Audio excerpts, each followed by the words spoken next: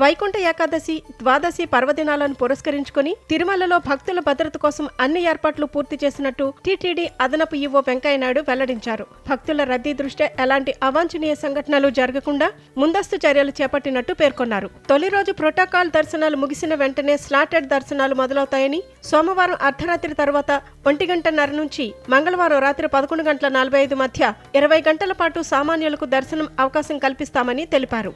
సుమారు 70,000 మందికి దర్శనం చేయించాలన్నది లక్ష్యమన్న ఆయన ఏ రోజు టోకెన్ పొందితే అదే రోజు దర్శనం చేయించేలా పక్కాగా అమలు చేస్తామని తెలిపారు. ఇందుకోసం ఏఐ కమాండ్ కంట్రోల్ సెంటర్ ను వినియోగిస్తున్నామని వెల్లడించారు. భక్తులు టోకెన్ పై నిర్దేశించిన సమయానికి సూచించిన ప్రదేశానికి చేరుకోవాలని సూచించారు. క్యూ లైన్లలో వేచి ఉండే భక్తులకు పులిహోర, చక్కెర పొంగలి, దద్దోజనం తదితర 16 రకాల ఆహార పదార్థాలు అందించేందుకు సిద్ధం చేస్తున్నట్టు వివరించారు.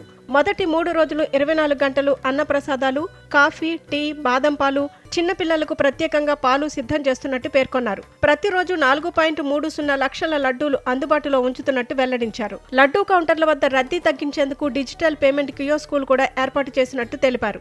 నగదు రహితంగా స్లిప్పులు పొంది నేరుగా లడ్డూలు పొందవచ్చని పేర్కొన్నారు. అలాగే పూర్తిగా ఆటోమేటెడ్ సిస్టంలో గదులు కేటాయిస్తున్నామన్న ఆయన కొత్తగా అందుబాటులోకి వచ్చిన వెంకటాద్రి నిలయంలో అద్భుతమైన వసతులున్నాయన్నారు. భక్తులు గదుల కోసం వేచి చూడకుండా ఇక్కడ స్నానాదులు ముగించుకొని తమ స్లాట్ ప్రకారం దర్శనానికి వెళ్లాలని సూచించారు.